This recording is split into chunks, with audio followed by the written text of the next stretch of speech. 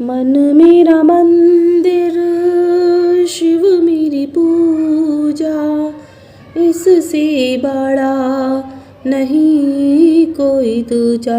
बोल सत्यम शिवम, बोल तू सुंदरम, मन मेरे शिव की महिमा के गुण गाए जा।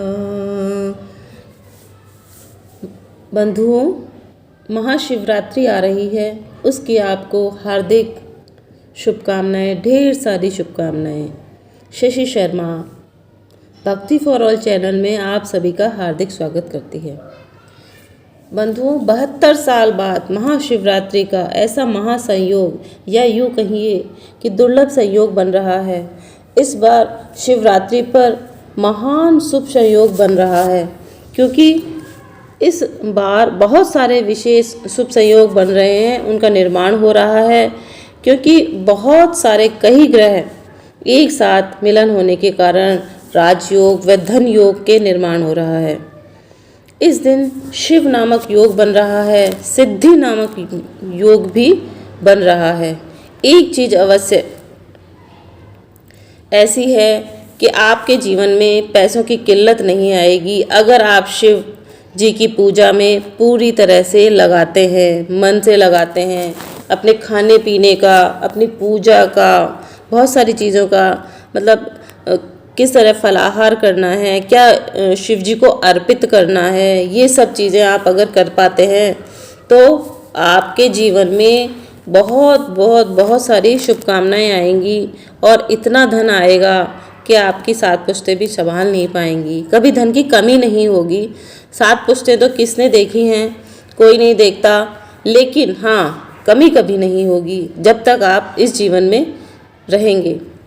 तो क्या हो रहा है? ज्योतिषी गणना के अनुसार फाल्गुन मास की जो कृष्ण पक्ष की चतुर्दशी आती है, शिव तेरस के नाम से जानी जाती है। तो महाशिवरात्रि हम सब मनाते हैं। कहते हैं इस दिन शिव जी का विवाह भी हुआ था। इस दिन महादेव की उपासना करके विवाह की बाधाओं को हम दूर कर सकते हैं, समस्त कामनाओं की पूर्ति कर सकते हैं। महादेव बहुत बहुत ज़्यादा, मतलब इस बार शिवरात्रि पे जो योग बन रहा है, राजयोग धन योग का निर्माण हो रहा है। इस महाशिवरात्रि पर एक चीज़ आप अवश्य खाएं। खाने की बात पहले आ गई, लेकिन हमें पूजा पाठ की, पहले पूजा की सामग्री की तैयारी करनी चाहिए कि सुबह जल्दी उठें, नहाएं धोएं, जितना जल्दी उठ हो सकते हैं ब्रह्म मुहूर्त में सुबह 4 से 5 बजे के बीच में उठें, नहाएं धोएं, सारे काम से निवृत्त होकर के और पूजा में की तैयारी करें। पहले सबसे पहले तांबे का लोटा ले लें या पीतल का ले लें, तो उसमें जल भर लें, उसमें दूध, दही, शक्कर, शहद, मिश्री, ये सभी चीज़ें मिला कर के एक पंचामृत बना लें। या दूध में कम से कम दूध और चावल, मिश्री, ये चीज़ें ही डाल के ले जाएं। हाँ, तो वो आप शिव जी को अर्पित कर सकते हैं। हाँ, शिव जी के लिए सफ़ेद चंदन अवश्य ले जाएं। मेहंदी भी माता पार्वती के लिए ले जा सकते हैं। शिवरात्रि के दिन जो क्या होता है कि एक तो काले वस्त्र पहनकर कभी भी न जाएं, केतकी का फूल कभी भी नहीं चढ़ाएं, शंख से जल कभी भी ना चढ़ाएं, तुलसी का प्रयोग बिल्कुल भी ना करें और सच्चे दिल से शमी के पत्र जरूर चढ़ाएं। तिल नहीं चढ़ाया जाता, हाँ, काले तिल अवश्य चढ़ा सकते हैं। टूटे हुए चावल कभी न लेके जाएं उनके लिए, क्योंकि टूटे हुए चावल से हमें दोष लगता है। और नारियल, साबुत नारियल आप चढ़ा सकते हैं, जटा वाला नारियल आप एक बार को चढ़ा सकते हैं। और मतलब उनसे थोड़ा सा पास में रख दीजिए, ऐसा नहीं है शिवलिंग के ऊपर चढ़ाना है, लेकिन कभी भी नारियल में से जल निकाल करके वो जल कभी ना, नारियल का जल कभी भी न चढ़ाएं। इस महाशिवरात्रि पर हम मतलब ओम नमः शिवाय का जितना अपन जाप कर सकते हैं करें, अच्छा माना जाता है। हर हर महादेव का जाप करें, अच्छा माना जाता है। और कहते हैं कि मतलब मैंने जो आपको बताया है कि इस दिन जो सर्वार्थ सिद्ध योग बन रहा है, अमृत सिद्ध योग भी जो बन रहा है, वो सुबह 11 मार्च से लेकर 11 मार्च को 11 बजकर 11:35 तक शुभ रहेगा, है ना। 11 मार्च को 11:06 से जो होगा वो 11:35 तक बहुत शुभ रहेगा। तो आप ये ध्यान रखें कि इस दौरान आप पूजा करें, बंधुओं, पूजा पाठ और व्रत का पालन करें। इस दिन व्रत का बहुत खास नियम होता है। नियम जैसे कोई रख सकता है व्रत तो रखो, नहीं रख सकता है तो फलाहार कर लो। फलाहार भी एक व्रत ही होता है। कई निर्जल भी रखते हैं, तो अपने अपने हिसाब से आप कर सकते हो, है ना। तो इस दिन जो हर तरह की पूजा होती है ना, महाशिवरात्रि पर, तो आपको पता ही है कि शिवरात्रि पर हम सुबह सुबह शिव मंदिरों में जाते हैं पूजा करने के लिए। इस कोरोना काल में इतना अवश्य ध्यान रखें कि थोड़ी सी दूरी बनाए रखें, थोड़ा सा ध्यान रखें। अपना भी ध्यान रहेगा तो दूसरों का भी ध्यान रहेगा। तो घर पर भी पूजा आप कर सकते हैं और मंदिरों में जाकर भी आप कर सकते हैं। तो महाशिवरात्रि पर समी के पत्ते, सुगंधित पुष्प, बेल पत्र, धतूरे के फल, भांग अवश्य अर्पित करें। इससे आपको बहुत बहुत बहुत पुण्य प्राप्त होगा। बंधुओं, रात में मैं आपको एक खाने की विशेष बात बताऊंगी। आप भगवान को भोग लगाने के लिए बहुत सारी चीज़ें लाएंगे, जैसे केले हैं, अंगूर है, या गाजर, बेर, ये सब लाते ही हैं। धतूरे के फल वगैरह भी लाते ही हैं। आप अपने खाने के लिए और शिव को भोग लगाने के लिए मैं आपको कुछ चीज़ बताऊंगी ऐसी, जिससे कि आप जिससे बहुत मतलब आपको पुण्य प्राप्त होगा और आपके पैसों की कभी कमी नहीं होगी। तो आप ध्यान से सुनिएगा।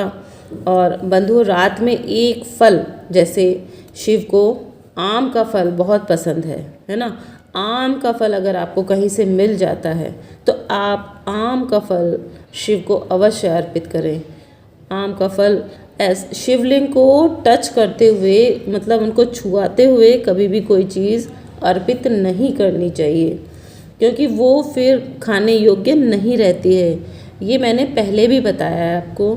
तो शिव जी के पास में रख दीजिए और फिर वो अपने खाने योग्य हो जाती है। तो और आम का फल अगर मिल जाता है, पका हुआ आम का फल, तो आप अवश्य अर्पित करें। और आप स्वयं भी उसको अर्पित करने के बाद ग्रहण करें। अपने मित्रों को या अपने परिवार वालों को तो अवश्य ही खिलाएं। हाँ, शिव को खीर बहुत पसंद है, महादेव को खीर बहुत ज़्यादा पसंद है। तो आप घर पर खीर बना सकते हैं। खीर बना करके शिव को खीर का भोग लगा सकते हैं। और उस खीर का भोग लगाने के बाद आप अपने परिवार के साथ ग्रहण कर सकते हैं।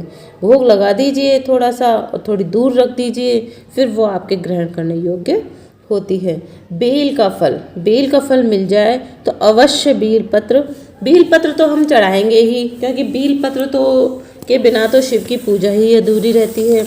और बेल पत्र चढ़ाते समय एक बात अवश्य आप ध्यान रखेंगे, क्योंकि हमेशा चिकनी साइड से ही बेल के पत्र चढ़ाए जाते हैं। तो आप बेल पत्र तो चढ़ाएंगे ही। बेल का अगर फल कहीं से आपको मिल जाता है तो फल अवश्य अर्पित करें, पका हुआ फल अवश्य अर्पित करें। तो और फिर उसको ग्रहण करें। आप देखिए आपके जीवन में किस तरीके से परिवर्तन आते हैं। और केला है, काले अंगूर है, ये सब भी आप भोलेनाथ को अर्पित कर सकते हैं। इनका भोग लगाकर आप स्वयं खा सकते हैं, अपने परिवार को खिला सकते हैं। और 3 चीज़ें जो मेन मुख्य बताई गई हैं मैंने आपको बताई हैं, एक तो आम का फल और एक खीर और एक बेल का फल। ये तीनों चीज़ें, तीनों में से कोई भी एक चीज़ अगर आपको मिलती है तो आप भगवान भोलेनाथ को अर्पित करिए और आप स्वयं भी ग्रहण कीजिए। आप देखिएगा आपके जीवन में किस तरीके से परिवर्तन प्रारंभ होता है। अब आपको मैं शिव की कथा सुनाऊंगी, जो कि शिवरात्रि पर एक बार अवश्य सुननी चाहिए। कथा इस प्रकार है कि एक शिकारी था। वह शिकार करके अपने परिवार का पालन करता था। एक बार वह जंगल में एक तालाब के किनारे बेल के वृक्ष पर शिकार करने के लिए मचान बनाने लगा। उस पेड़ के नीचे शिवलिंग था। पेड़ के पत्ते मचान बनाते समय शिवलिंग पर गिरे। इस प्रकार दिन भर भूखे रहने के कारण शिकारी का व्रत हो गया और शिवलिंग पर बेलपत्र भी चढ़ गए। उसी समय एक गर्भिणी हिरनी तालाब पर पानी पीने आई तो शिकारी ने उसे देखा, मारना चाहा तो वह हिरनी दीनतापूर्वक बोली, मैं गर्भवती हूँ, मैं बच्चे को जन्म देकर शीघ्र ही तुम्हारे पास उपस्थित हो जाऊंगी। शिकारी ने उसे छोड़ दिया। कुछ देर बाद दूसरी हिरनी उधर से निकली। शिकारी ने फिर धनुष बाण चढ़ाया। हिरनी ने कहा, हे व्याघ्रराज, मैं थोड़ी देर पहले ही ऋतु से निवृत्त हुई हूँ। अपने पति से मिलने पर शीघ्र तुम्हारे पास लौट आऊँगी। शिकारी ने उसे भी छोड़ दिया। रात्रि के अंतिम पहर पर एक मृगी अपने बच्चों के साथ उधर से निकली। शिकारी ने शिकार हेतु धनुष पर बाण चढ़ाया। तभी वह मृगी बोली, मैं इन बच्चों को इनके पिता के पास छोड़ आऊं, तब मुझे मार डालना। शिकारी को उस पर भी दया आ गई और उसने उसे भी छोड़ दिया। सुबह हुई तो एक हिरण आता दिखाई दिया। शिकारी उसका शिकार करने के लिए उठा तो हिरण बोला, व्याघ्रराज, यदि तुम इससे पहले 3 मृगियों तथा उनके बच्चों को मार चुके हो तो मुझे भी मार दीजिए, ताकि मुझे उनका वियोग न सहना पड़े। मैं उन तीनों का पति हूँ, मुझ पर भी कुछ समय के लिए कृपा करें। मैं उनसे मिलकर तुम्हारे सामने उपस्थित हो जाऊंगा। मृग की बात सुनकर रात को सारी घटनाएं उसने मृगी को बता दी। उपवास, रात्रि जागरण तथा शिवलिंग पर बेलपत्र चढ़ाने से उसमें भगवत भक्ति का जागरण हो गया। उसने मृग को छोड़ दिया। उसका हृदय पवित्र हो गया। अगले पूर्व कर्मों को याद करके वह पश्चाताप करने लगा। थोड़ी देर बाद हिरण सपरिवार शिकारी के सामने उपस्थित हो गया। जंगली पशुओं की सत्यप्रियता, सात्विकता एवं सामूहिक प्रेम भावना को देखकर उसने अपने पर बड़ी ग्लानि हुई। उसको बहुत दुख हुआ, बहुत पश्चाताप हुआ। उसने नेत्रों से आंसुओं की झड़ी लग गई। उसके जो पानी बहने लग गया, अपने आप ही पानी बह रहा था। उसने हिरणों को मुक्त कर दिया, क्योंकि उसे लगा कि मैं कितना गलत कर रहा था अब तक और गलत करने जा रहा था। तो देवताओं ने आकाश से उस पर पुष्प वर्षा करी। शिकारी परिवार सहित मोक्ष को प्राप्त हो गया।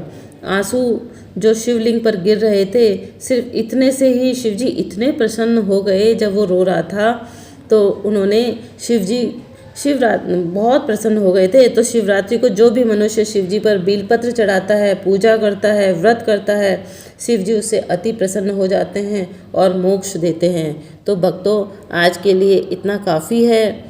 आप सब सुनिएगा और जितना ज़्यादा से ज़्यादा शेयर कर सकते हैं शेयर कीजिएगा। बताइएगा कि मैं क्या अच्छा बता पाती हूँ या नहीं। हाँ, हर हर महादेव लिख करके कमेंट जरूर कीजिएगा, लाइक कीजिएगा, शेयर कीजिएगा, सब्सक्राइब कीजिएगा। हर हर महादेव, हर हर महादेव।